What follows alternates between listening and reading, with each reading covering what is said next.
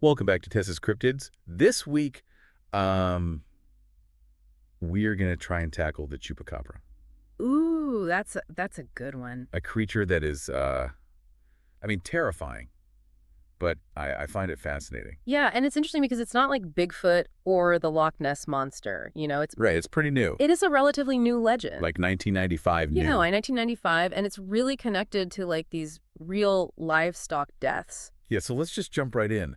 What does Chupacabra even mean? So Chupacabra literally translates to goat sucker. Okay. In Spanish, chupar means to suck, and cabras means goats. So it's Okay, like the no. name itself is already setting you up Yeah. for this blood-drinking predator. And it's funny because like a comedian named Silverio Perez coined that term in 1995. Yeah, I always find that fascinating. Like a Yeah. comedian kind of like helped create this monster myth. The power of language, I guess. Yeah, it really is just a catchy name and it sticks. Okay, so let's go back to like the early days of this whole Chupacabra panic because we got to talk about those weird livestock deaths in Mocha, Puerto Rico back in 1975. Right, those deaths were attributed to a vampiro de Mocha, the vampire of Mocha. Ooh, spooky. Yeah, and there was all this talk of like satanic cults back then, Oh yeah, like always. which is so interesting. Oh yeah, so it just gets everyone riled up. Yeah, anytime something unexplained happens, Yeah. people need to find a reason, and it's usually something like that. Yeah, okay, so then we fast forward to 1995 and we have what's considered like the first official Chupacabra attack. Yes, 8 sheep were found dead, drained of all their blood. Oh my God. And they had these puncture wounds on them, and That's creepy. it was this event that really kicked off the legend. Wow, okay. And then there's also Madeline Tolentino. Yes. She's an eyewitness from Camadas, Puerto Rico, right? Yes, and her description of the creature really solidified what everyone thought it looked like. Yeah. I mean, what did she say it looked like? Because that's what everyone kind of... She described it as reptilian with spines standing upright like a kangaroo. Like a kangaroo. Yeah, I know, and it's that image that everyone associates with the Chupacabra. It's like a movie monster or something. It really is. But then when we start getting reports from other places like Mexico and the U.S., Yeah. the descriptions change a bit. They do. People start describing something a little different, like a hairless canine-like creature, but still with that prominent spinal ridge. Okay, so now we have like two very different pictures of this creature. Right. And of course, a whole lot of speculation. Of course. And that's where I think we need to talk about Benjamin Radford. Yes, he's done a lot of research on this. Yeah, he's like dug deep into this whole phenomenon. He believes that Madeline Tolentino's description might have been influenced by the creature Syl from that sci-fi movie Species. Wait, are you saying she saw a movie monster and thought it was real? It's a possibility he brings up. She did see that movie before her reported sighting. Okay. And if you think about it, the descriptions are really similar. That's wild. Yeah. It really makes you think about how what we see, you Yeah. know, like influences us. Definitely. Okay, so if it's not a movie monster, then what is it? Well, Radford is a skeptic, so Okay. he leans towards the idea that a lot of these sightings are actually just misidentified animals like carinids suffering from mange. Mange, isn't that just a skin disease? Yeah, it's caused by mites, and it can like totally change how an animal looks. Oh. Like they lose their fur, their skin thickens, they have like a bad odor. So you're saying a mangy coyote could be mistaken for a chupacabra, like especially at night? Especially at night. Or, you know, if you're already... if you're freaked out. Yeah, if you're expecting to see something. Yeah, okay, and this actually makes me think about something else.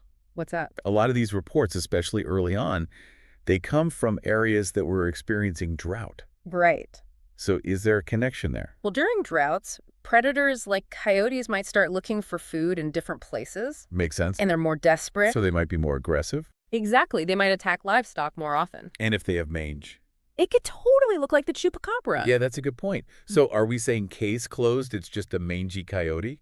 Well, it's a strong possibility, but the truth is we just don't have definitive proof either way. So it's still a mystery.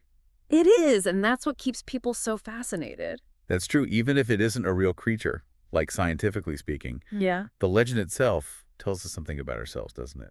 For sure. It shows our fascination with the unknown, our fear of the dark, Yeah. our need to explain the things we can't explain.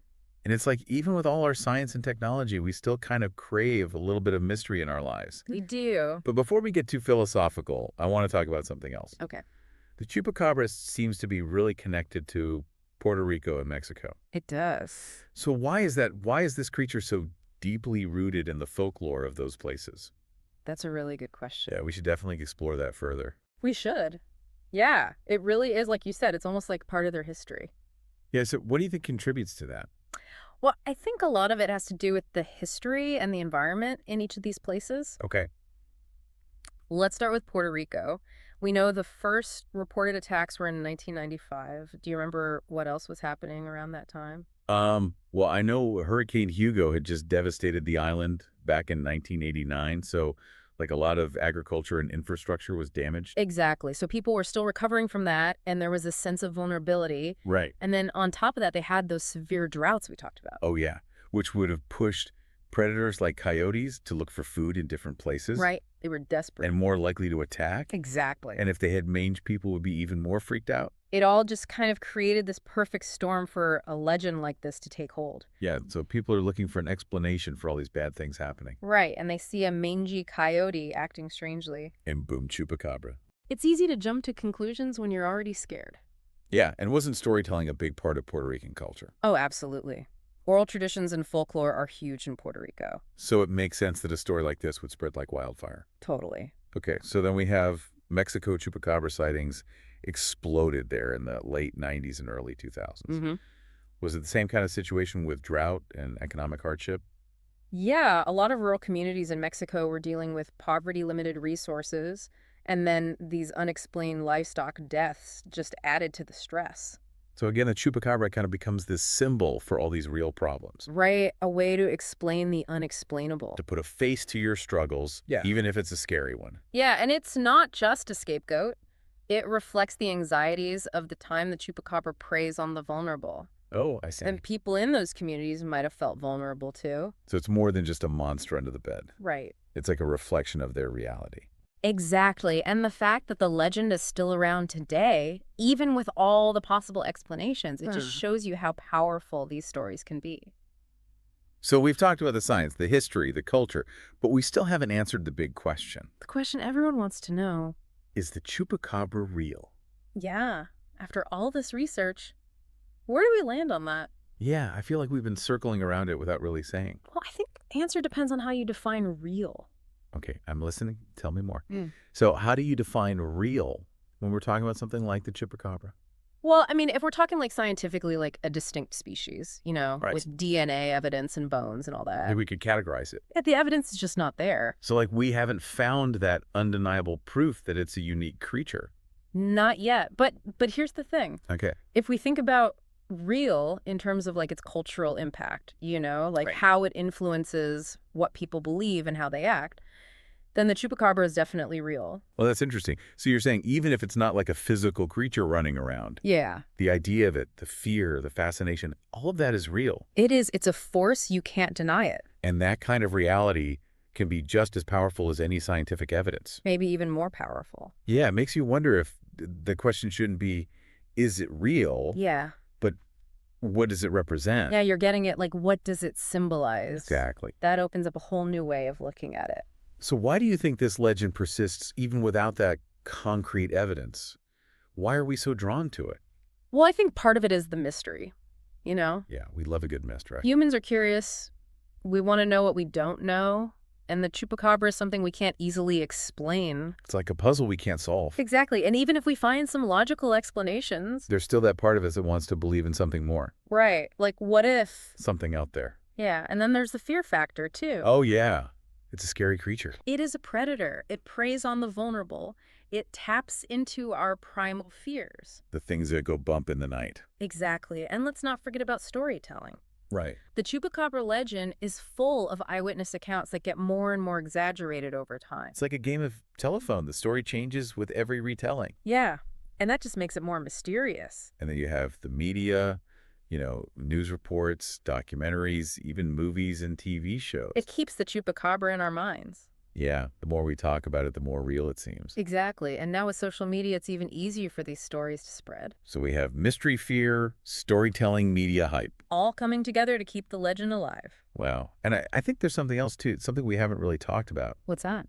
The Chupacabras is often seen as a symbol of resistance.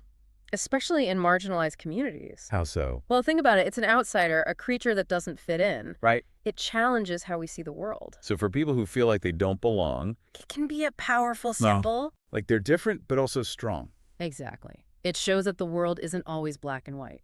and that sometimes those who are different have a certain power. I like that. Yeah, it's a really interesting way to think about it. It is. I mean, it makes me realize that these creatures like the Chupacabra, they're more than just scary stories. They are. They reflect our fears, our hopes, and our desire to understand the world. Well said. I think that's a great place to wrap up our exploration of the Chupacabra. Wow, what a journey from the origins of the legend to the science to the cultural impact. It's been a pleasure talking about this with you. Likewise, and to our listeners, even if we never know for sure if the Chupacabra is real, Yeah.